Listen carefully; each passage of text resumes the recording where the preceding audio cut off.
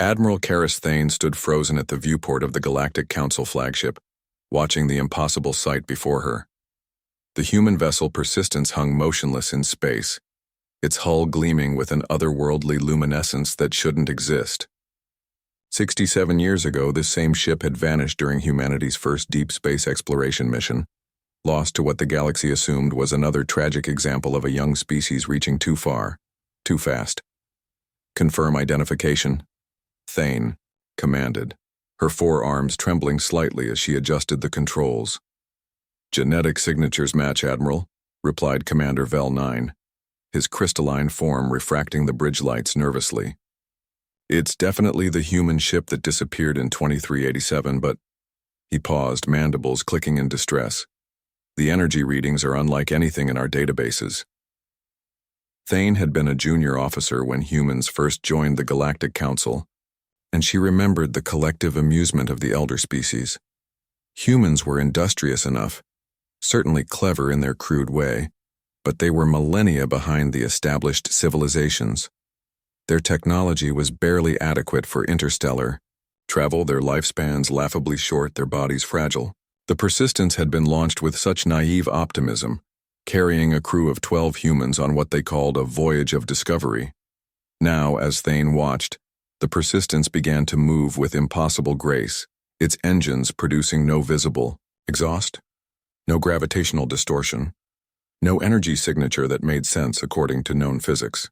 "Incoming transmission," announced the communications officer.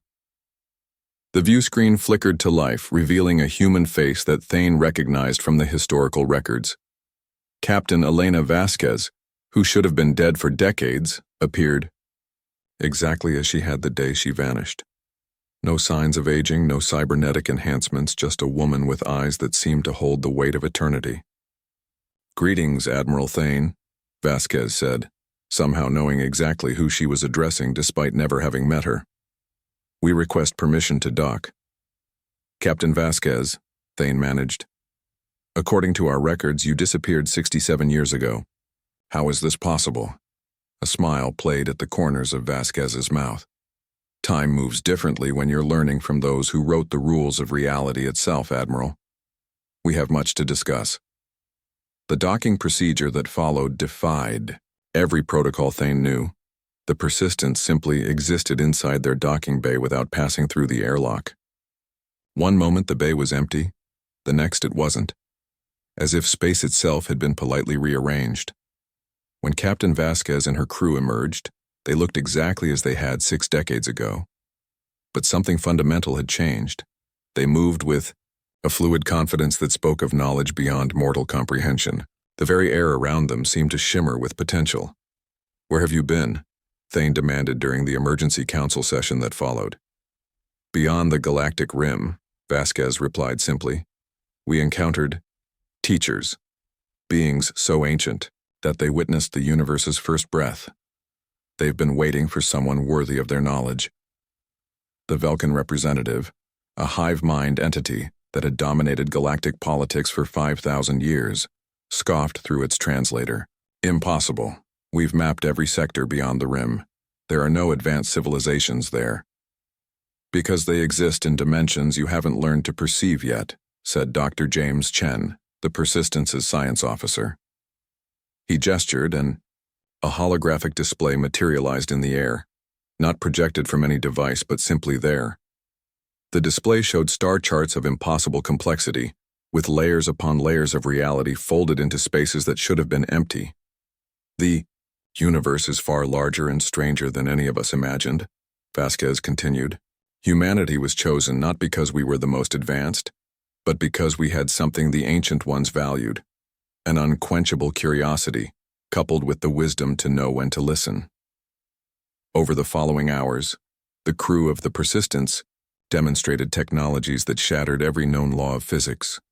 They showed how consciousness could manipulate quantum fields, how intention could reshape matter at the molecular level, how life force itself could be harnessed as an energy source. Most shocking of all, they revealed that the seemingly empty space between galaxies teemed with ancient intelligences who had transcended physical existence eons ago. "They've been waiting," Vasquez explained to the stunned council. For a species, young enough to learn, brave enough to venture into the unknown, and wise enough to handle ultimate knowledge responsibly, humanity passed their tests.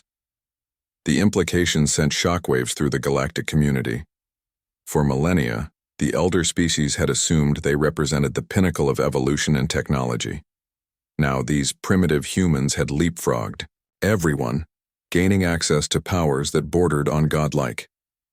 But perhaps most unsettling was what came next.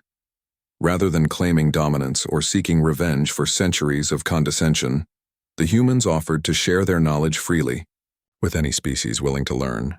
Evolution isn't about being the strongest or the smartest, Vasquez said as the session concluded. It's about being ready to grow when growth is offered. Humanity has been given a great gift, and great gifts are meant to be shared. As Admiral Thane watched the Persistence depart, not moving through space but simply stepping sideways into a fold of reality and vanishing, she realized that the balance of power in the galaxy had just shifted permanently.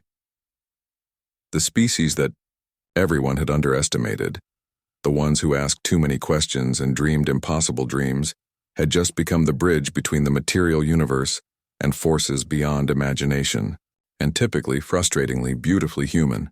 They wanted to teach everyone else how to make the same journey. In the depths of space, ancient watchers approved. The test was complete. The real adventure was just beginning.